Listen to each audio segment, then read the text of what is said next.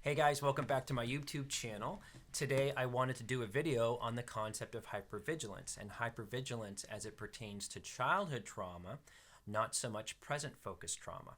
And what I mean by that, if we were to look at the definition, if we were to jump on Google and get the definition of hypervigilant, we would usually get a definition that involves about an individual who is scanning their environment in a heightened sensory state, scanning for threats to safety of themselves or others.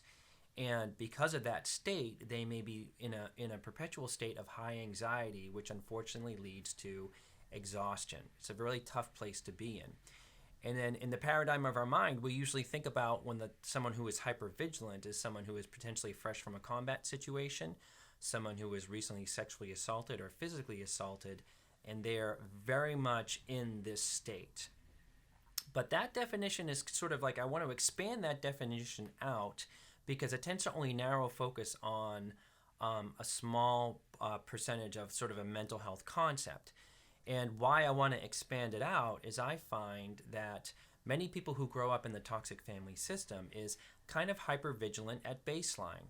And that hypervigilance is about sort of confirming beliefs about ourselves and confirming beliefs about others. And it's something that's going on in the background. And I have an analogy to kind of like to flesh out what I mean a little bit is I think that when it comes to the inner child and growing up in a toxic family system, our hypervigilance is a lot like a function in our cell phone. The Wi-Fi and the data function is, I'm not really a tech person, but like it is sort of a combination. This is like a machine that is constantly looking to confirm data and send data. And with the Wi-Fi and the data network and in a cell phone, its job is to constantly be sort of scanning for the retrieval or sharing of information. I think our inner child is a lot like that, and we have that same function going on in us quite a bit, maybe perhaps 24/7. But the difference is a cell phone sharing text, email, video, and all that stuff, the cell phone usually gets it right. What I mean by that is our texts are not jumbled, and you guys can probably debate this with me. Our emails make sense, the JPEGs come up clear, and the videos that we download and watch and enjoy, they are not jumbled around, and we can kind of make sense about them. But the inner child often gets the scanning of information and retrieving information, even giving information, wrong. And what I mean by that, let's say for an example that if we go home and our partner is in a bad place or they're in a bad mood, the inner child is hypervigilant about whether we're lovable or we did something wrong. And we tend to take that information of our partner being in a bad place and we tend to make it to be about us. When we get an email from a boss, we tend to have maybe an initial reaction sort of about that. And that kind of confirms a bit that there's hypervigilance going on in the background. And that hypervigilance can be about always being in trouble, making mistakes, or that we're not safe in the world and we're about to lose our job.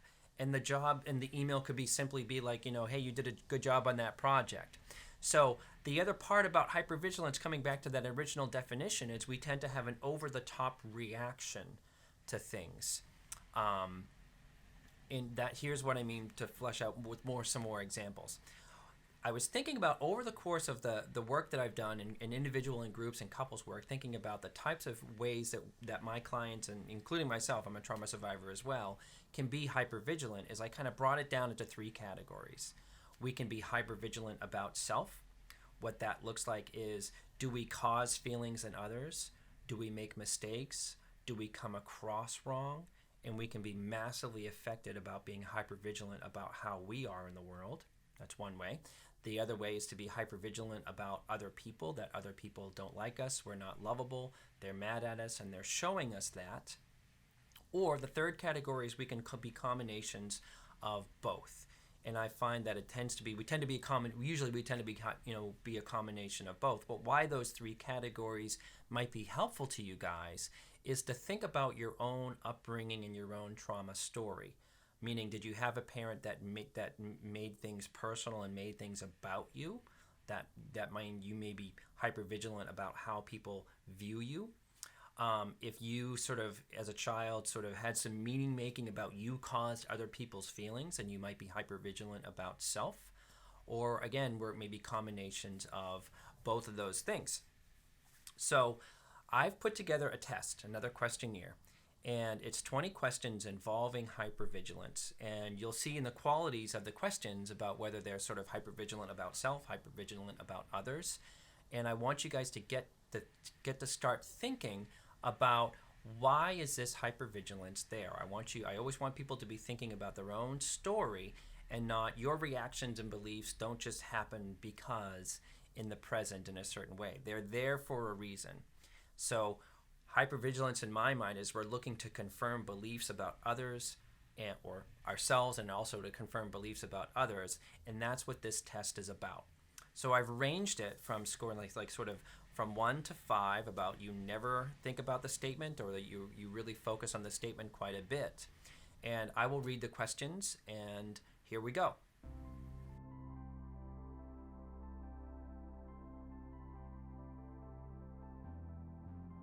Number 1, I spend a lot of time worrying about what other people think about me. Number 2, I spend time focused on other people's mistakes and faults. Number 3, when others are moody, I believe it involves me. Number 4, I put energy into not feeling certain emotions. Example, repressing. Number 5, I can be affected by another person's tone. Number 6, I put energy into not upsetting people. Number 7, I am affected negatively by conflict that does not involve me. Number 8, I get anxious about how I sound and come across with others. Number 9, I criticize myself. Number 10, I notice others having stronger relationships.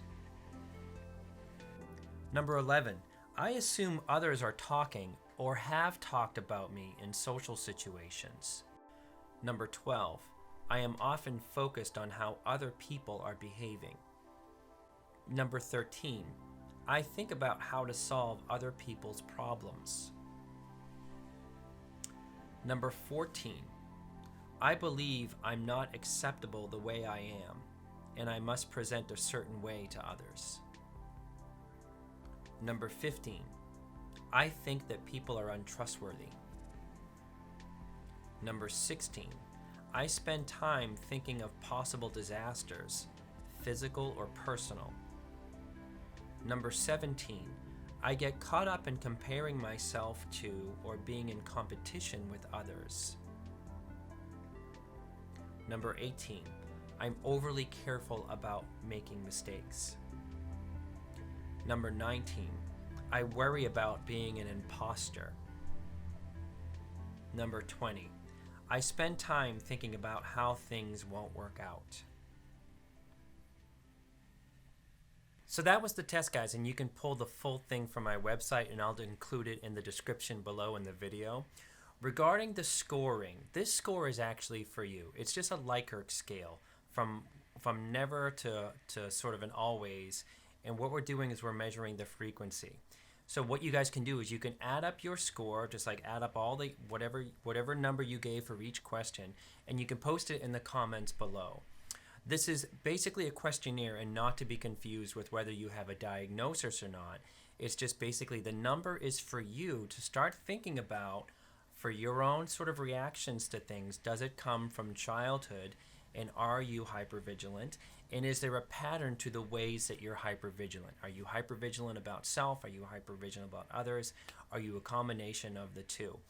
And these questions, if something really jumped out at you, chances are the question might be related to how you were raised growing up. So I hope it was helpful to you guys. If you like the video, please hit subscribe, and then also hit the notifications button for more videos. And I wish you well. Thanks so much.